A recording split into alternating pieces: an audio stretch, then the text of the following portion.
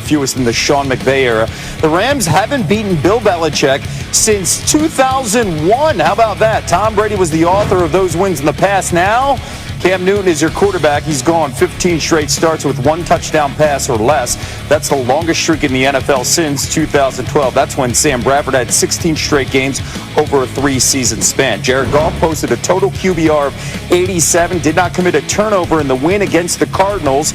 That's this past weekend. The former number 1 overall pick hasn't gone consecutive games without a turnover this season. We've got both sides covered here on SportsCenter. Lindsey Theory joining us now from Los Angeles, as well as Mike Reese from his home, getting us ready for the Patriots side. Let's start with Lindsey first here. When you look at the Rams, okay, they are tied for first place in the NFC West, but their quarterback has been up and down, inconsistent this season. How has Jared Goff been preparing for this game? Hi, Kevin. Well, Sean McVay's decision to call Jared Goff out publicly really marked a shift in the dynamic out here. Goff, now in his 5th season, isn't expected to be perfect, but McVay made clear he's tired of watching him make the same mistakes repeatedly. That's turnovers. He has 14 this season, 4th most in the NFL. And going back, really one of the first teams to give Goff trouble was the Patriots in Super Bowl 53. So what better opportunity than tonight against the Patriots for Goff to prove he can handle it. Now the Pats rank 6th in pressure rate. I asked Goff how he prepared. Goff tells me, we've been through a lot this season. We've seen some stuff. So whatever the defense shows, we're going to have a plan. McVay tells me that the Patriots do a really good job with a variety of looks and says the Rams must be able to handle it. Kevin? Lindsey, thank you so much. That's the Rams' perspective on the offensive side. Their defense has been absolutely outstanding. Let's go to the Patriots side and bring in Mike. And Mike, before we get to you, it's Week 14, and we're talking about the Patriots being on the outside of the playoff conversation, and that's just a weird space. That's weird for many people that have covered this team as well as anybody in the sport. According to ESPN's FPI, New England has just a 13% chance to reach the playoff heading into tonight's game against the Rams. At this time, the last 5 seasons, the Patriots had all but locked up a postseason appearance. So, again, we haven't seen a postseason without the Patriots, Mike, since 2008. What are they saying about their playoff hopes heading into tonight's contest?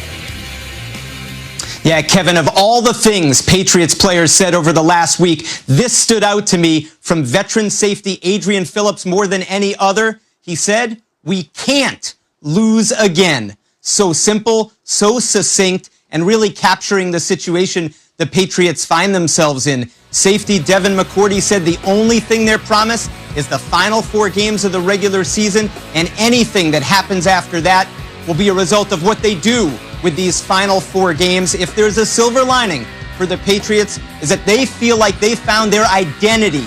And when they play to that identity, a physical running game on offense, getting up against receivers on defense, and dominating special teams, they feel like they can play with anyone, That Kevin. will be a key battle there, the special teams. By the way, keep this in mind. They have made the playoffs 11 straight years. That is the longest in NFL history. Mike, Lindsey, thank you so much. Still to come on SportsCenter. Streaming Friday on Disney+. We welcome you back to SportsCenter with this tweet from Baltimore Ravens wide receiver Dez Bryant, who wrote, quote, "I tested negative back-to-back for COVID, and I'm not excited about it," end quote.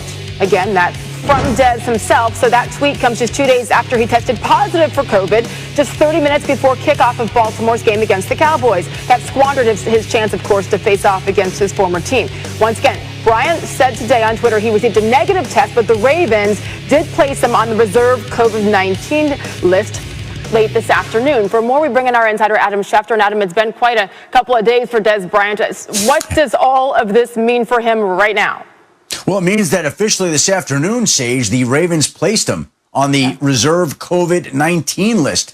So that means either he did test positive again or he was in close contact with someone who did. And it means he'll be out again on Monday night against the Cleveland Browns. And the question is, if he tested positive, he'll be out the next week again. And so it's been quite an adventure for Dez Bryant this week, who obviously had an inconclusive test, then tested positive, then tested negative, then announced he was quitting football. Now has been placed on the reserve COVID-19 list after he said he tested negative.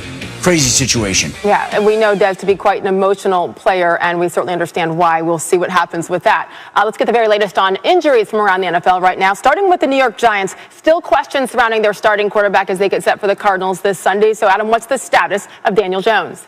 Was limited in practice today, Sage. However, the Giants still remain optimistic that Jones will be able to start a big game Sunday against the Arizona Cardinals. Colt McCoy held the space warm last week, led the team to its biggest road win in a long time at Seattle. But if Jones has no setbacks, he is the expected starter on Sunday against Arizona. Meanwhile, in New Orleans, Drew Brees not showing any signs of being put back on the field into the starting lineup. It looks like another week of Taysom Hill, which means in week 14, who would have thought this? Taysom Hill versus Jalen Hurts, the Philadelphia Eagles starting quarterback, as Drew Brees continues to recover from his fractured ribs. And Christian McCaffrey had a setback with his quad injury to the point where today the Panthers head coach Matt Rule said that McCaffrey is not expected to play Sunday against the Denver Broncos in what would have been an important game for McCaffrey, considering that his father Ed once played for the Denver Broncos. McCaffrey not expected back on Sunday. And in the same division, Tampa Bay Buccaneers wide receiver Mike Evans did not practice today due to a hamstring injury. That came one day after he was limited in practice on Wednesday, and it comes after a weekend in which the Buccaneers had their bye. So if Mike Evans, following a bye, goes from limited to not practicing on Thursday, that certainly raises some questions about his status for this upcoming weekend. Yep, as they host the Minnesota Vikings, and again, trying to snap out of a 2-game losing streak as well. We shall see. Adam Schefter with the latest from the NFL. Thank you, Sage. Well, around the league, here's the good news. Larry Fitzgerald is back, and he's been activated to return. Here's the bad news. The future Hall of Famer lost 9 pounds while in quarantine dealing with COVID-19 for 13 days. The Cardinals wide receiver still has trouble tasting and smelling. He said he revised his will and estate planning while out for 13 days. I got my estate planning all done again. You know, my will, revised my will. You know, I did a lot of stuff because when you're sitting at home and you're watching, how many people are dying every day from it? And you really kind of just reevaluate things, and it makes you really appreciate, you know, the health that you have. I think it was probably like around Saturday, Sunday, Monday, I wasn't feeling great. So Thanksgiving, I felt decent, and then that Friday I felt okay, and then Saturday I started feeling not like I normally had. The scariest part, and I think anybody that's had it, is nobody really can give you any answers. I feel much better. Still can't really taste or smell anything, but you know, that's much better than you know, a lot of people are dealing with. Good to see him back. Key game this weekend. Bucks, they hold the 6th seed in the NFC race right now, and they host the Vikings, who are the 7th seed, while many have thought Tom Brady and this team in Tampa would be fighting for the top seed in the NFC. The Bucks have dropped 3 of their last 4 heading into the final quarter of the regular season.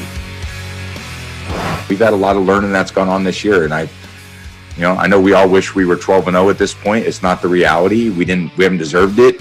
We haven't played to that level. But what we have has an opportunity to learn about, you know, each other, what things we're productive at, what we haven't been productive at. At the end of the year, there's only going to be one team that's happy with the way the season ends. So, there's a lot of time between now and that time of the year. And I think for us, it's just focused on having a good day of practice and putting ourselves in a good position to be able to compete this particular week.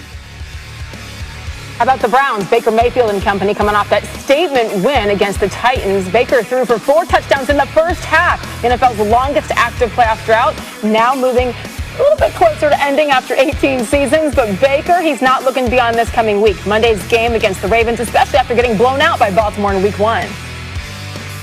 We're truly singular focused.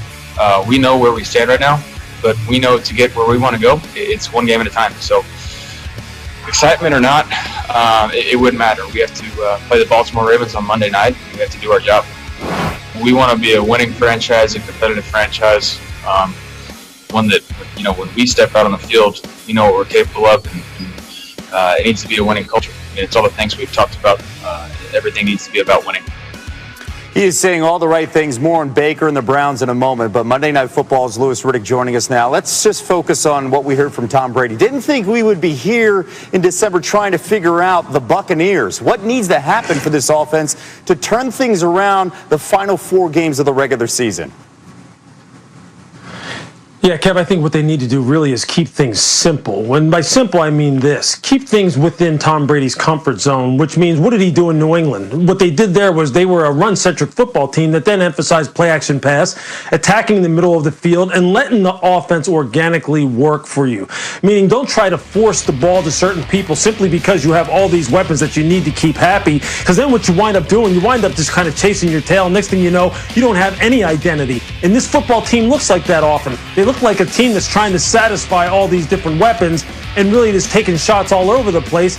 And Tom Brady's not one of those guys who just airs it out all over the place all the time. And that guy who you see on your screen right there, Scotty Miller, that's a guy who's kind of been lost in the shuffle ever since Antonio Brown showed up. And I understand Antonio Brown's a Hall of Fame caliber wide receiver, but they need to go back to what was working for them early on in the season, stay in that kind of rhythm, stay in that kind of flow, make sure that the running game is something that doesn't get lost in the shuffle here, and they'll be fine. If they keep doing this kind of piecemeal thing where it's just bombs all over the place, I think you see the Tampa Bay Buccaneers wind up in trouble. And we know that's not Tom Brady's game. Play what he's most comfortable with. Meanwhile, the Browns. That's right. All right, they've won 4 in a row. And what have you seen from Baker Mayfield and this team that is leading to their success of late?